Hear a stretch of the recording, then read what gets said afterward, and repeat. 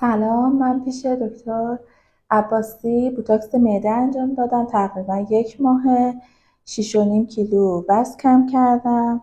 از ابتداش تا الان هیچ عوارضی برای من نداشته، نه حالت هوایی نه چیز خاصی. خیلی حس خوبی دارم از این کاهش وزنم، چون اذیتم نمیشم. یه جورایی انگار دکتر معده منو اصلا انداخته دور. من اشتهام خیلی کم شده و خیلی ممنونم ازش. تقریبا 89 کیلو بودم، الان 82 نیم. بعد بهترین مزیتش این بوده برام که احساس گرسنگی نمی کنم اصلا، مخصوصا که از بیرون که هستم ساعتها میتونم غذا نخورم.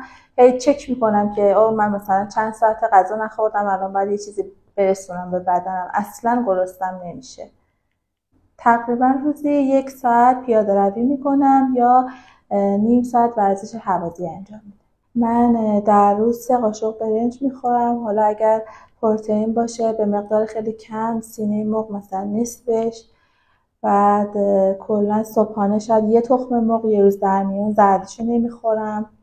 شیر استفاده میکنم. میوه‌م هم تقریبا 3 واحده، بیشتر از اون استفاده نمیکنم. من پیشنهاد میکنم، مخصوصا آقای دکتر خیلی دلسوزم هستن، چون من قبلا میخواستم پیششون بیام، گفتن وزنت خوبه، احتیاجی نداری، ولی وزن من الان بالا رفته بود، دوباره اومدم پیششون.